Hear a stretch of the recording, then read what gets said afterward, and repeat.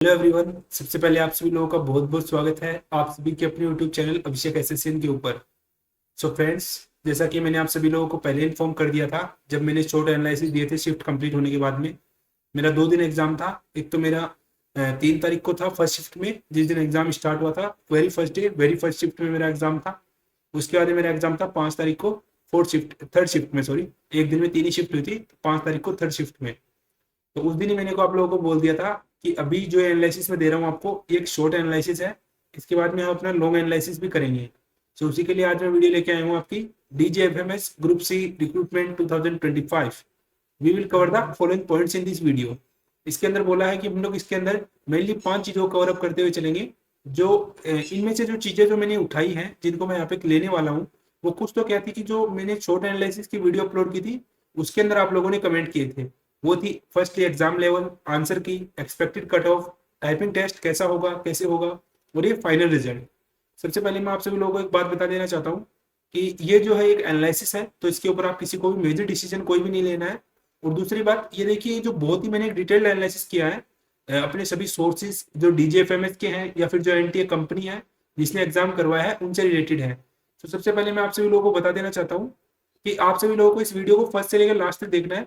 भले ही आप उसकी स्पीड इंक्रीज करके देखिए 1x 1.5x या 2x, लेकिन अगर आप इस वीडियो को बीच से देखेंगे तो आपको कुछ भी समझ में नहीं आने वाला कि जो क्रक्स है वो क्या है। लेकिन एक बात मैं आपको सबसे पहले बता देना चाहता हूँ कि ये जो कि ये बहुत एक जेन्युइन और ऑथेंटिक सोर्सेज से वीडियो कंफर्म किया हुआ है, उसी के बाद मैं वीडियो बना रहा हूँ। आप लोगों को भी पता है कि जब तक ऑथेंटिक सोर्स नहीं होता मैं वीडियो नहीं बनाता हूँ। अब देखिए, कुछ चीजें होती हैं वो मतलब ओपनली नहीं बोली जा सकती हैं। जैसे कि पेपर का एग्जाम लेवल में ये नहीं बोल सकता कि डेफिनेटली वैसा आएगा। लेकिन आप लोग इसके लिए जाके देखिए, टेक्स्ट बुक का मैंने एक मॉक था जिसका मैंने एक एनालिसिस करवाया था, और उससे मैंने आपको ये बताया था कि जो DGFMS का जो आपका एग्जाम है वो एज इट इज ऐसा ही आएगा, ऐसा ही लेवल मैच होगा। अब आप लोग क्या कीजिए, अभी इस वीडियो को यहाँ पे पॉज कीजिए और उस वीडियो को जाके देखिए। आप लोग खुद समझ पाएंगे जिन्होंने एग्जाम दिया है कि बिल्कुल मैंने उस समय सही बोला था। सिर्फ सेम उसी लेवल का एग्जाम आप लोगों को वहां पे देखने को मिला है। अभी मैं देखिए अभी जब भी मैं ऐसी ऐसा नहीं है कि जैसे एग्जाम कंप्लीट हुआ और मैंने वीडियो डाल दी धड़ाधड़ कि ऐसा आया वैसा हुआ, कट ऑफ वैसा जाएगा, आंसर की वैसा जाएगा। ये पूरी बातें निराधार होती है। और आप लोग यूट्यूब पे देखिए, आप हम लोगों को सपोर्ट नहीं कर रहे हैं हमको। मतलब अभी हमारे बहुत ही कम सब्सक्राइबर हैं, जो बंदे देखते हैं वो भी हमको सब्सक्राइब नहीं करते। जैसे अगर मान लीजिए हमको 100 बंदे देख रहे हैं तो सिर्फ 20 बंदे सब्सक्राइब करते हैं, 80 बंदे सब्सक्राइब नहीं करते। जबकि आप लोग उन वीडियोस के ऊपर 10-10 हजार व्यूज लेके जा रहे हो। जिन बंदों को DGFMS का डी नहीं पता, उन लोगों ने एग्जाम नहीं दिया, तो आप मेरे को बताइए हाउ दे कैन डिसाइड कि कट ऑफ कितना जाएगा, आंसर की कब आएगा। सो मेरा कहने का मतलब यही है कि आप ऑथेंटिसिटी को पहचानिए। और अगर आपको इसके अंदर प्रॉब्लम आ रही है तो आप पेपर वाला देख लीजिए। पेपर का मैंने पहले बता दिया था कैसा आएगा, सेम उसी लेवल का एग्जाम भी आया है। तो चलिए अब ज्यादा बातें ना करते हुए हम अपने वीडियो को आगे बढ़ाते हैं। मेरी आप सभी लोगों से सिर्फ एक ही रिक्वेस्ट है, अगर आपको हमारा काम पसंद आता है, देखिए इन चीजों के ऊपर बहुत मेहनत जाती है, तो आप हमारे वीडियो को हमारे चैनल को सब्सक्राइब कीजिए, वीडियो को लाइक कीजिए और शेयर कीजिए अपने दोस्तों के साथ, ताकि सभी भाइयों को जेन्युइन और ऑथेंटिक इन्फॉर्मेशन समय पे मिलती रहे।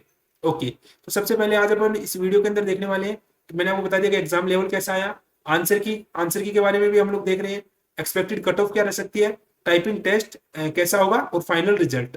तो चलिए हम लोग इस वीडियो को शुरू करते हैं वन बाय वन।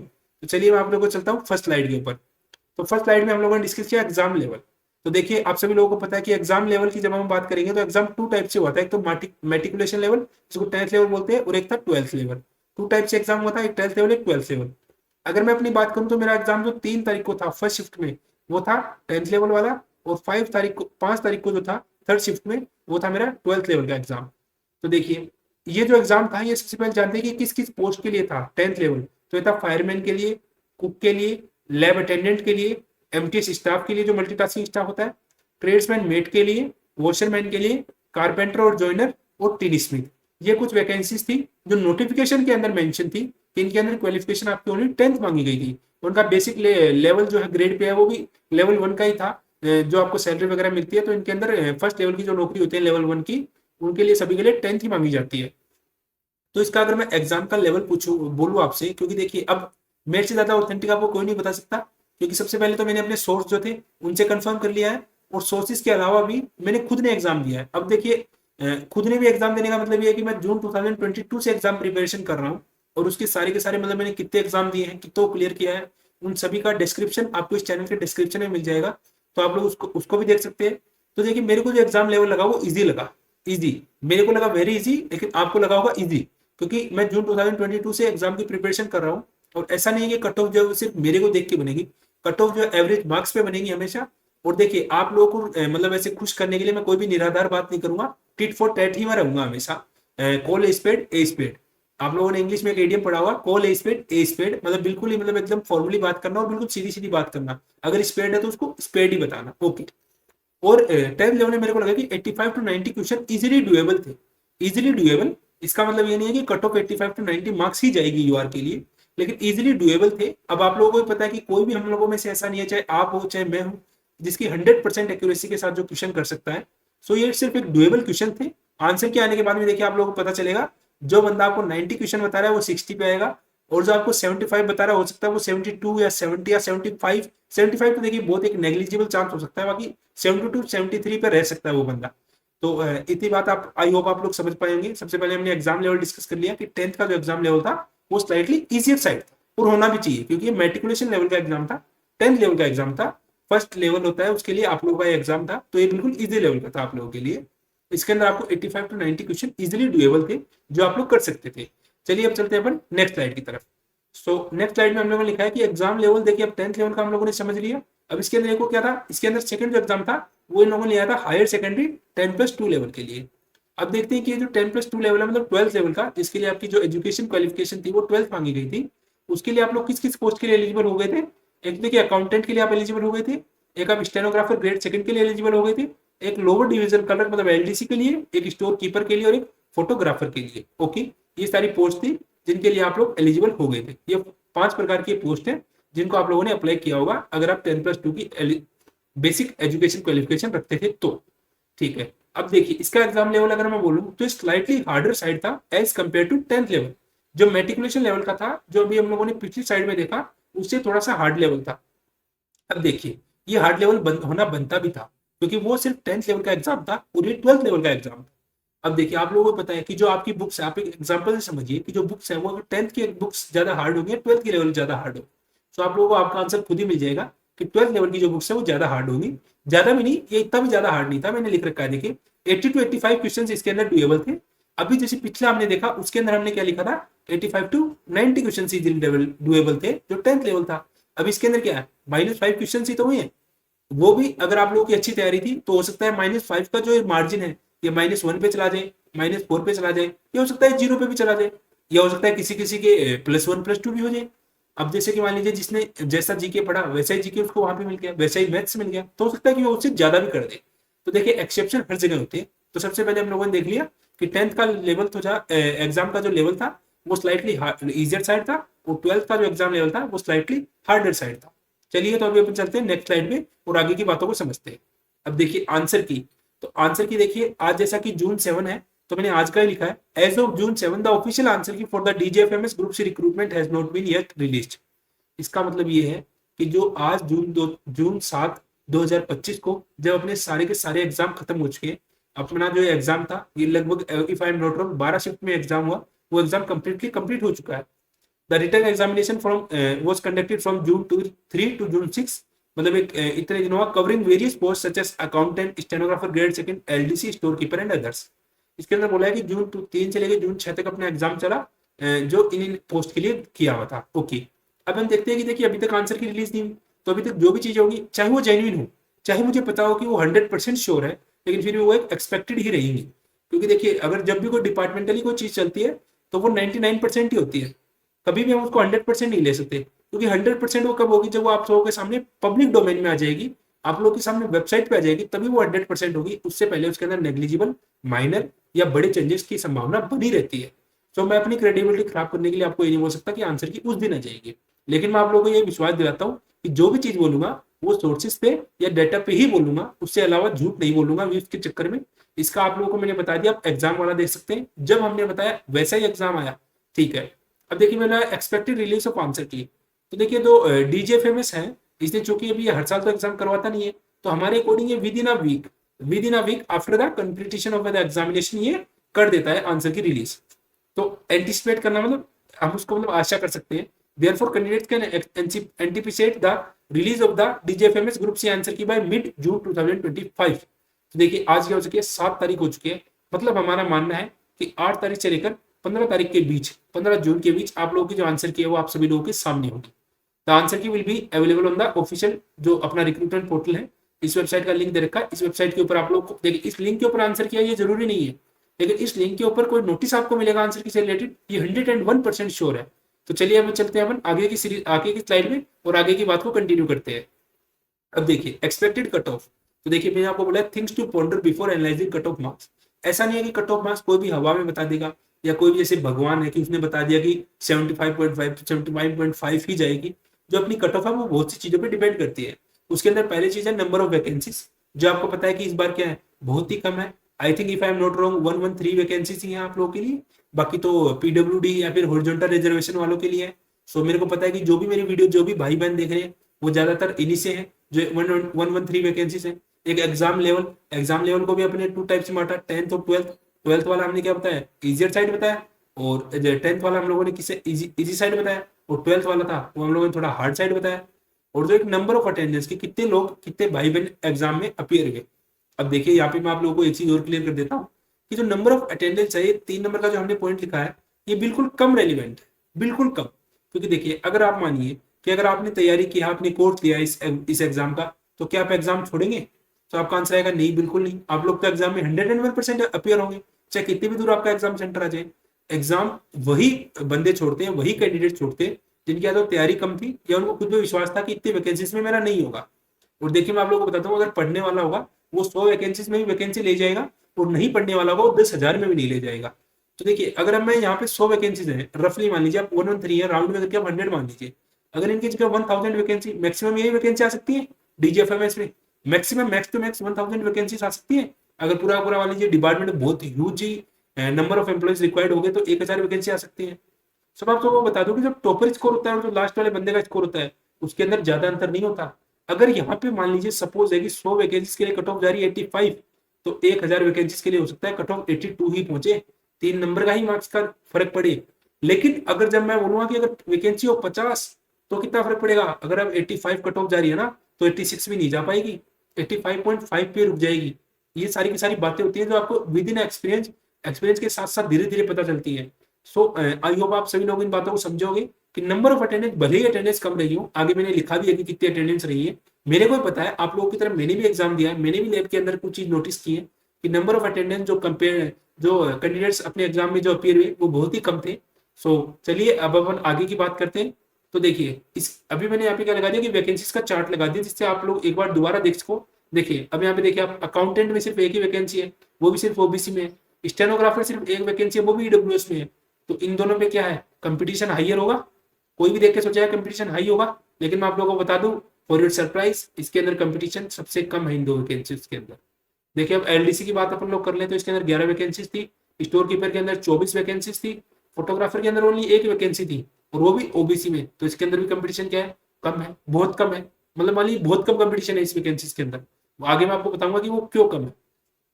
फायरमैन के अंदर 5 वैकेंसीज थी, कुक के अंदर 4 वैकेंसीज थी, सबसे ज्यादा कंपटीशन इसके अंदर। कुक के अंदर 4 वैकेंसी, फिर भी ज्यादा कंपटीशन। लैब अटेंडेंट है, एमटीएस है, बहुत ज्यादा कंपटीशन है भैया। एमटीएस के अंदर तो बहुत ही ज्यादा कट थ्रोट कंपटीशन रहने वाला है इस बार। उसके अंदर ट्रेडमैन के अंदर 31 वैकेंसीज थी, बहुत ही ज्यादा कंपटीशन रहने वाला है। वॉशरमैन के अंदर 2 ही वैकेंसीज थी, कारपेंटर एंड जूनियर के अंदर भी 2 वैकेंसीज थी, और टीन स्मिथ के अंदर 1 वैकेंसीज थी, वो भी ओबीसी में। तो इस प्रकार से टोटल वैकेंसीज जो बनी थी वो बनी थी 1130। तो देखिए आप लोग समझ गए होंगे कि वैकेंसीज कितनी थी। अब मैं बात करता हूँ एक्सपेक्टेड कट ऑफ की। तो देखिए नंबर ऑफ वैकेंसीज थी वो हम लोग ऑलरेडी डिस्कस कर चुके हैं, अपनी कितनी है 113 है टोटल वैकेंसीज, जिसको भी कैटेगरी वाइज बांट रखा है। जैसे अगर अपन बात करें अकाउंटेंट की, तो सिर्फ एक ही वैकेंसी है, और वो भी ओबीसी में है। तो मान लीजिए अब ये जो अकाउंटेंट की वैकेंसी थी, जो अपनी अकाउंटेंट की वैकेंसी थी, ये यूआर के किसी काम की नहीं है, एससी के किसी काम की नहीं है, और एसटी के किसी भी काम की नहीं है, इसमें ओबीसी का काम की है। अगर आप लोगों ने यूआर से फॉर्म भर दिया अकाउंटेंट का, तो हो सकता है कि आपका एडमिट कार्ड में वो ना लिखा आया हो कि पोस्ट अप्लाइड, क्या हो सकता है आ भी गया हो, तो उससे कोई मतलब नहीं है। क्योंकि देखिए ओबीसी वाला यूआर में जा सकता है, लेकिन यूआर वाला ओबीसी में ऐसा नहीं हो सकता। तो एग्जाम लेवल हम लोगों ने डिस्कस कर लिया, 10th और 12th दोनों लेवल का। और नंबर ऑफ अटेंडेंस थी वो मैक्सिमम 40% थी, मैक्स टू मैक्स 40%। ये जिन भाइयों ने एग्जाम दिया उनको पता होगा। साइड वाले कंप्यूटर्स, मतलब आप यकीन नहीं करोगे, मेरी जो रो थी जिसके अंदर मैं बैठा था उसके अंदर 10 कंप्यूटर्स थे। उनमें से फर्स्ट डे आए 3 लोग आए फर्स्ट डे जिस दिन मेरा एग्जाम था 3 तारीख को, उस दिन 3 लोग आए, और जो 5 तारीख को मेरा सेकंड डे मतलब मेरे लिए वो सेकंड डे हो गया क्योंकि मेरी सेकंड शिफ्ट थी। 5 तारीख की थर्ड शिफ्ट जिसके अंदर क्या था, मेरी सेमी लैब थी, तो उसके अंदर भी 10 कंप्यूटर्स थे 12th लेवल के एग्जाम वाले दिन, तो उस दिन सिर्फ 2 बंदे आए। तो देखिए अगर मैं आप एवरेज निकालूं तो चार चार आप इसका एवरेज मान सकते हैं। वैसे एवरेज तो इसका ढाई ढाई ही आएगा, लेकिन आप लोग इसको 4 मान लीजिए। तो 4 मानेंगे तो मैक्स टू मैक्स कितना होगा, 40%। लेकिन जैसा कि मैंने आप सभी लोगों को बताया कि इसको देख के बहुत ज्यादा खुश होने की जरूरत नहीं है, क्योंकि कैंडिडेट्स एग्जाम वही छोड़ते हैं जिनकी या तो तैयारी नहीं होती या फिर उनका कुछ अदर रीजन हो सकता है। 1 या 2% आप मान लीजिए कि किसी की बस छूट गई, किसी को लेट हो गया, एग्जाम हॉल में एंट्री नहीं मिली, तो उस वजह से मैं मान सकता हूँ कि 1 से 2% कैंडिडेट्स ऐसे होंगे जो जेन्युइन रीजन की वजह से, जिनको मतलब तैयारी थी फिर भी वो एग्जाम में लेट या किसी वजह से उन्होंने एग्जाम छोड़ दिया। चलिए तो अब अपन चलते हैं नेक्स्ट स्लाइड के ऊपर। तो देखिए एक्सपेक्टेड कट ऑफ के अंदर देखिए बहुत सी चीजें और भी डिपेंड करती हैं। पहली चीज मैंने लिखी है कि total number of question attempted versus total number of correct question, both are different things. अब जैसे मान लीजिए हम दोनों का 100 नंबर का क्वेश्चन था, एक ए है एक बी है। इसने किए 80 क्वेश्चन और इसने किए 95 क्वेश्चन, सेकंड ने कर दिया 95। इसका जो करेक्ट और इनकरेक्ट का रेशियो रहा वो 70 इसने करेक्ट किए, 10 इसने रॉन्ग किए। और 95 वाले ने क्या किया, इसने वैसा 50 करेक्ट किए और 45 रॉन्ग कर दिए। तो देखिए इसका टोटल स्कोर कितना हो गया, 50 तो वैसे ही कम हो गए, तो 50 में से अब इसकी 45/4 जो नेगेटिव मार्किंग वो भी कटेगी इसकी। तो आप मान सकते हैं इसका राउंड में मैं बता रहा हूँ 40 मार्क्स आप इसके मान के चलिए। अब जब हमने सेकंड केस लेंगे जिसने 80 में से 70 सही किए थे, 10 गलत किए थे, तो इसका तो कितना आ जाएगा, लगभग 67.75 ही मार्क्स बन गए इसकी। तो अब इसके तो बन गए, जबकि देखिए ए का क्या था, अटेम्प्ट कम था, बी का अटेम्प्ट ज्यादा था, लेकिन फिर भी ए जो है तो बी से बहुत आगे निकल गया। तो इन चीजों को आप लोगों को ध्यान में रखना है कि माइनस मार्किंग भी है, नेगेटिव मार्किंग भी है।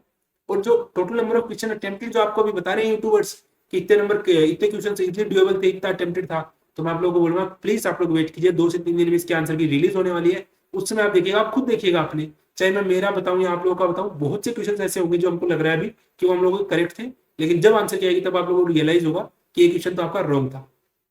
ठीक है, so cut off can be predicted only after all candidates raw score and then adding normalising marks. दूसरी बात इसके अंदर नॉर्मलाइजेशन भी होगा। तो कई कैंडिडेट्स मेरे को बोल रहे थे कि नॉर्मलाइजेशन होगा या नहीं होगा, बिल्कुल होगा। अब कोई पूछ रहा है कि इसका क्या प्रूफ है, तो आप जो ये अपनी वेबसाइट है उसके ऊपर जाइए और उसके ऊपर वेबसाइट के अंदर नॉर्मलाइजेशन का फॉर्मूला है वो दे रखा है, उसके ऊपर जो ऑथोराइज सिग्नेचरी है, जो सिग्नेचर करते हैं ऑथोराइज जो पर्सनल है उस चीज के लिए, उसके साइन भी है और डेट भी दे रखी है। तो नॉर्मलाइजेशन होगा, ये बात आप मेरी 100% कंफर्म मान के चलिएगा कि नॉर्मलाइजेशन के अंदर 101% होगा। सो सबसे पहले हम क्या करेंगे कि जैसे ही अपनी आंसर की आएगी हम लोग आपको क्या करेंगे, गूगल फॉर्म हम सभी भाई लोग भर लेंगे बैठ के। तो उससे क्या होगा कि हमारे पास जैसे मान लीजिए हर शिफ्ट का अगर 100 बंदों का भी डेटा अपने पास आ जा सकता है, तो अपन लोग क्या करेंगे उसको एक्सेल के अंदर लगा के और जो इन्होंने फॉर्मुला दे रखा है उस फॉर्मुले के अकॉर्डिंग अपना नॉर्मलाइजेशन कितना हो रहा है, उससे फायदा आप लोगों को भी होगा कि आप लोगों को पता चल जाएगा कि नॉर्मलाइजेशन स्कोर कितना हो रहा है और कट ऑफ प्रिडिक्शन में भी आसानी होगी। तो देखो दूसरी बात हो रहा है, normalisation will play a big role in your selection in this exam. क्योंकि भाई अगर मैं आपको बताऊं कि 3 तारीख वाली जो शिफ्ट थी वो मेरे को बहुत ईजी लगी और 5 तारीख वाली शिफ्ट थी वो मेरे को स्लाइटली हार्डर साइड लगी। तो नॉर्मलाइजेशन इसके अंदर एक बिग रोल प्ले करेगा कि आपका सिलेक्शन होता है नहीं होता। अब देखिए दूसरी बात, नॉर्मलाइजेशन हो सकता था कि छोटा रोल प्ले करे, लेकिन नॉर्मलाइजेशन छोटा रोल उस समय प्ले करता जब ये 1000 वैकेंसीज होती, तो उस समय नंबर ऑफ कैंडिडेट्स इनको ज्यादा लेने थे, तो नॉर्मलाइजेशन हो सकता है कि कम रोल प्ले करता। लेकिन अभी चूंकि वैकेंसीज आपकी 100 के अप्रोक्सी है, 113 है, तो नॉर्मलाइजेशन भी इसके अंदर सिलेक्शन होगा या नहीं होगा इस चीज के अंदर आप लोगों के अगर बड़ा रोल प्ले करेगा। और cut off also depends upon the post applied. अब देखिए इस चीज को अपन समझते हैं कि पोस्ट अप्लाइड के ऊपर वो चीज है वो कैसे अपने को अफेक्ट करती है कि हमने कौन सी पोस्ट अप्लाई की तो कट ऑफ कितनी जाएगी। तो देखिए पोस्ट एनालिसिस के लिए मैंने देखी कि हाई कट ऑफ वाली कौन सी है। तो देखिए अगर आप लोगों ने इन पोस्ट के अंदर अप्लाई किया है 3, 4, 5 और 6, तो आप लोगों को बिल्कुल रेड जोन में, आप लोगों को बहुत ही एक अच्छे मार्क्स आप लोगों को इस एग्जाम के अंदर स्कोर करना पड़ेगा, तभी आप लोग इसकी कट ऑफ के अंदर आ पाओगे। हो सकता है कि देखिए अभी जो कैंडिडेट्स क्वालिफाई करेंगे वो ज्यादा करेंगे, तो ये जरूरी नहीं है कि अगर जिसने इस एग्जाम को क्वालिफाई कर लिया वो फाइनल सिलेक्शन तक पहुंच ही जाएगा।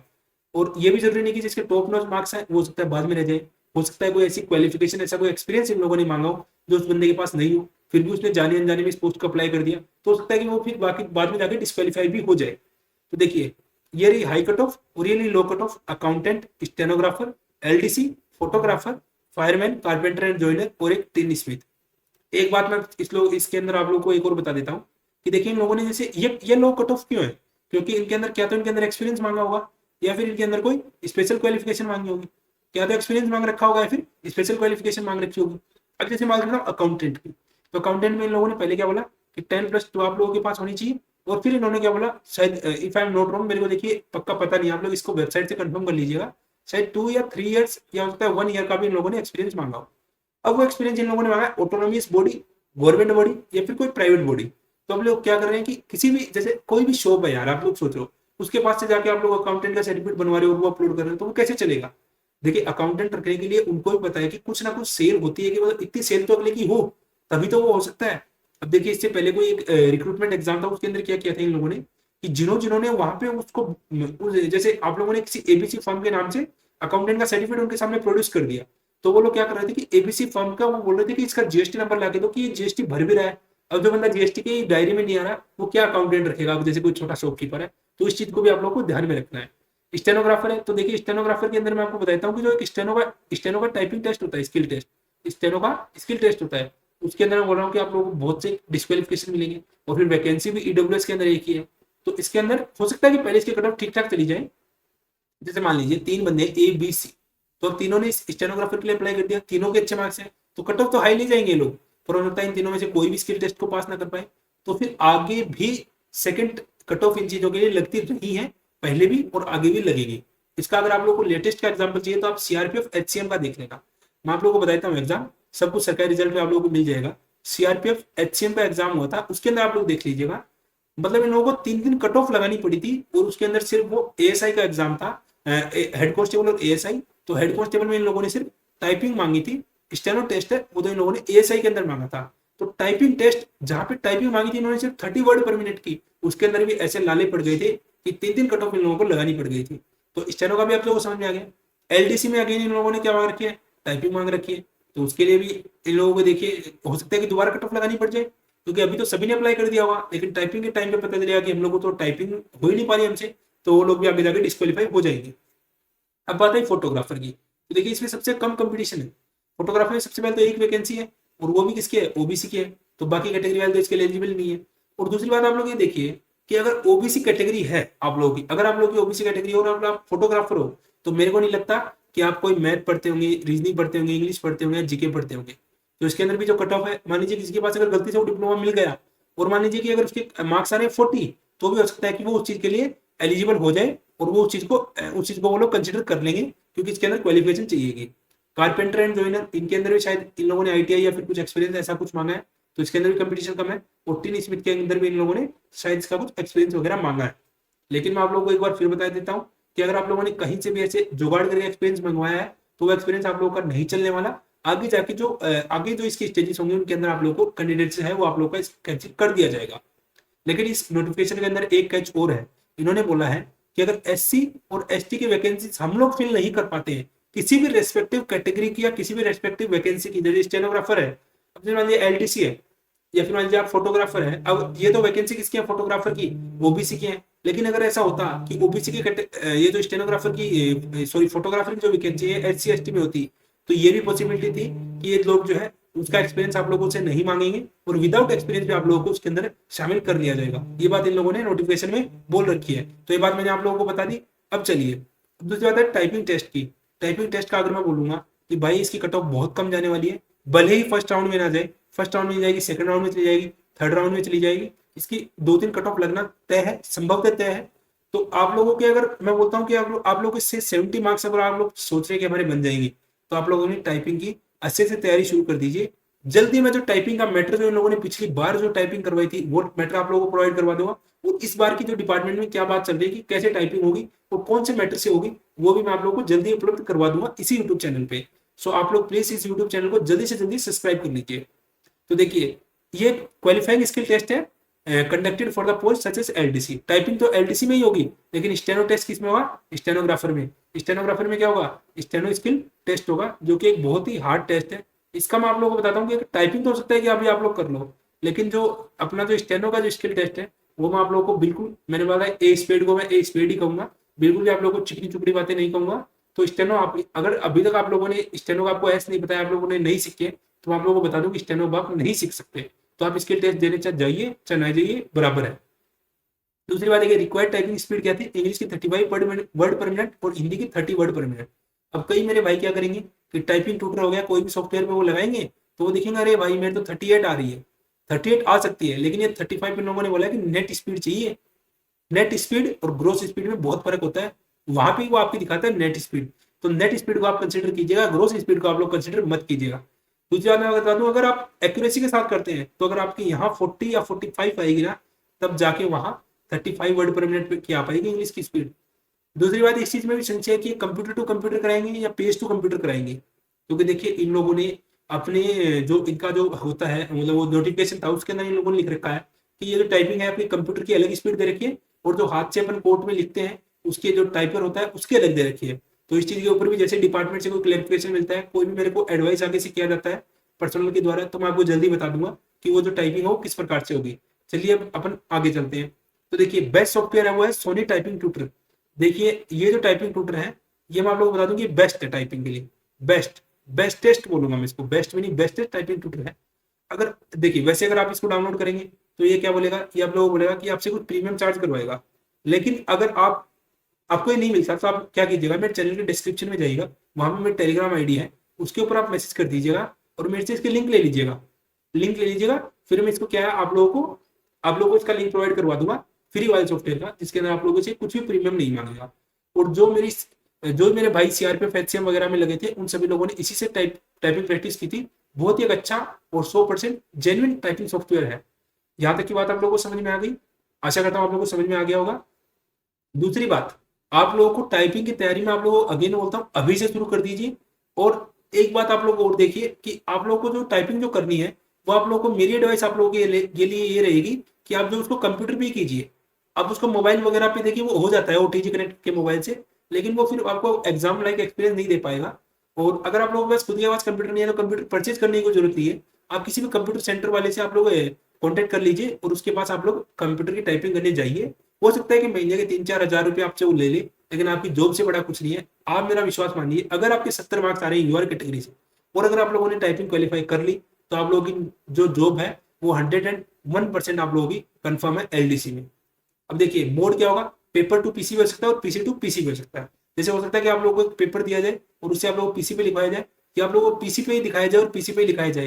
पीसी टू पीसी वाले की तो आप लोगों के सोनी टाइपिंग ट्यूटर है, ये आप लोगों की मदद कर देगा। लेकिन अगर जो पेपर टू पीसी है उसके लिए भी सॉफ्टवेयर तो ये चल जाएगा, लेकिन मैं आप लोगों को चंद दिनों में आगे आने वाले कुछ दिनों के अंदर मैं आप लोगों को बता दूंगा कि डिपार्टमेंट में क्या बात हो रही है, कैसा टाइपिंग का जो मटेरियल है वो प्रीवियसली उन्होंने कैसा दिया है और आगे वो लोग कैसा देंगे। मतलब मैं आपको कह देता हूँ कि डीजीएफएमएस से रिलेटेड 1 से लेके 100 तक, ए टू लेके जेड तक जो भी अपडेट्स होंगी सबसे पहले आप लोगों को हमारे चैनल पे मिलेंगी। तो इसलिए आप लोग हमारे चैनल को सब्सक्राइब कर लीजिए जल्दी से जल्दी। और इसके बाद में मेरा सजेशन क्या है, मेरा सजेशन तो देखिए मैंने आपको पहले ही बता दिया कि आप लोगों को जो टाइपिंग है उसकी तैयारी अभी जोरों शोरों से लग जाना है, और आगे कोई भी इसकी अपडेट होगी तो मैं आप लोगों को दे दूंगा। चलिए नेक्स्ट, अब देखिए फाइनल रिजल्ट। अभी आप लोग बोलेंगे कि इसका रिजल्ट कब तक आएगा, तो देखिए सबसे पहले मैं बताता हूँ। सबसे पहले इसका क्या एग्जाम हुआ है, फिर इसका क्या आएगा, फिर इसका आएगा रिजल्ट। रिजल्ट के बाद में इसका क्या होगा, जो टाइपिंग वगैरह है, स्किल टेस्ट वगैरह है वो होंगी, वो हो गई। उसके बाद इसका क्या होगा, उसके बाद इसके डॉक्यूमेंट वेरिफिकेशन होगा, डीवी होगा। और फिर मेडिकल वगैरह के लिए, मेडिकल वगैरह शायद इसका नहीं होगा, सिविलियन एग्जाम है, और होगा तो मैं आप लोगों को ड्यू कोर्स में बता दूंगा। अभी सीधा सीधा मैं बोलूँ तो मैंने इसके बारे में कोई रिसर्च नहीं किया कि मेडिकल होगा या नहीं होगा, तो ये मैं आप लोगों को ड्यू कोर्स में बता दूंगा डीजीएफएमएस से रिलेटेड। तो देखिए ये क्या लिख रखा है, the final result along with the merit list and cutoff marks is expected to be released after the completion of all selection stages। मतलब ये बोलना ही चाह रहा है कि जो कट ऑफ मार्क्स आएंगे और जो फाइनल रिजल्ट आएगा वो इसके सिलेक्शन के स्टेजेस जब सब कुछ कंप्लीट हो जाएगा। सिलेक्शन स्टेजेस क्या है, एग्जाम हो गया, रिजल्ट हो गया, टाइपिंग हो गई, डॉक्यूमेंट वेरिफिकेशन हो गया और मेडिकल हो गया, फिर फाइनल रिजल्ट हो गया। मेडिकल का मैंने पहले ही बता दिया कि अभी मैं कंफर्म नहीं, मेडिकल का मैं आपको कंफर्म करके ही बताऊंगा डिपार्टमेंट से। और मेरे अकॉर्डिंग अगर आप पूछेंगे तो मेरे को लग रहा है कि अक्टूबर टू नवंबर 2025 में फाइनल इसकी कट ऑफ आ जाएगी और आप लोगों की ज्वाइनिंग भी उस समय तक हो जाएगी। ओके, अब देखिए मेरी फाइनल जेन्युइन एडवाइस ये है कि don't wait for exam result. बहुत सारे भाई हैं जिनको लग रहा है कि मैंने 95 कर दिए, हो सकता है कि जब आंसर किया है तो उनकी 80 सही हो, या हो सकता है 65 भी सही हो। अब आप लोगों को देखिए पता है, कोई कोई यूट्यूबर बोल रहा है कि अगर आपके 60 नंबर भी और कैटेगरी से तो आप सेफ हैं, तो बोल सकता हूँ भाई उन लोगों का डीजीएफएमएस का डी भी नहीं पता है। और इससे कैसे हो सकता है आप बताइए कि इतना कंपटीशन है जहाँ पे 113 वैकेंसी, जहाँ पे अब मैंने मान लिया कि अटेंडेंस कम थी, लेकिन मैंने आप लोगों को इसके लिए ये भी बता दिया कि अटेंडेंस जो है मेजर रोल प्ले नहीं करती है किसी भी एग्जाम को हार्ड या मॉडरेट या इजी या फिर उसकी कट ऑफ बनाने में। तो देखिए मेरी आप लोगों से जेन्युइन एडवाइस यही रहेगी कि एग्जाम रिजल्ट्स का वेट मत कीजिए। अभी आप लोगों के सामने क्या है, दिल्ली पुलिस आ रहा है, दिल्ली पुलिस के लिए आप लोग प्रिपेयर कर सकते हैं। दिल्ली पुलिस की वैकेंसी वो भी एक अच्छी वैकेंसी है, उसके लिए हम लोगों ने मैथ्स भी इसी चैनल पे हम लोगों ने शुरू कर दिया है। और अगर आप लोगों ने इस वैकेंसी के लिए अप्लाई किया है तो आप लोगों को मैथ्स तो आता ही होगा, और उसके लिए फिर भी हम लोगों ने इसका मैथ्स हम लोग फ्री करवा रहे हैं A to Z। तो आप वो इस चैनल के वीडियोस में जाके देखिए। अभी तक उसके अंदर 2 ही क्लासेस हुई हैं। अगर आप अभी से उनको फॉलो करने लग जाते हो तो आने वाले 1-2 महीने में आप देखेंगे कि आपको मैथ्स है वो बिल्कुल बहुत ही स्मूथली आप उस मैथ्स को कवर कर पाएंगे। प्रिपेयर फॉर अपकमिंग एग्जाम के लिए मैंने बता दिया कि प्रिपेयर करते रहिए। तो प्रिपेयर फॉर टाइपिंग की पोस्ट अप्लाई, अगर आप लोगों ने टाइपिंग की पोस्ट अप्लाई की है तो आप उसकी टाइपिंग की प्रिपरेशन अभी से लग जाइए, क्योंकि बाद में हो सकता है कि आपको ज्यादा समय नहीं मिले। तो ये थी आज की हमारी वीडियो। आई होप आपको सारी की सारी इन्फॉर्मेशन पसंद आई। अगर आपको हमारी इन्फॉर्मेशन पसंद आती है तो देखिए, मैंने आपको पहले बताया, आप उन लोगों का वीडियो देख रहे हो जिनको DGFMH का डी तक नहीं पता। इस चैनल पे हम लोग अपनी जेन्युइन सोर्स से जेन्युइन इन्फॉर्मेशन आप लोगों तक पहुंचाने का कोशिश करते हैं। और उसकी ऑथेंटिसिटी तो आप देख ही सकते हैं कि हमने पहले बता दिया कि पेपर का लेवल किस प्रकार से आएगा। अगर आप लोगों ने एग्जाम दिया तो उस वीडियो को देखें, आप लोगों को खुद पता चल जाएगा कि जैसा हम लोगों ने बताया सेम एज इट इज वैसा ही पेपर आया। तो तब तक के लिए मेरी आप लोगों से रिक्वेस्ट है कि वीडियो को शेयर कीजिए, चैनल को सब्सक्राइब कीजिए। Thank you. अगर फिर भी इस वीडियो के बाद में आप लोगों का कोई भी कमेंट या कोई भी डाउट बच जाता है तो आप इस वीडियो के नीचे कमेंट कर दीजिए, मैं पर्सनली उस कमेंट का आप लोगों को रिप्लाई करूंगा। Thank you very much.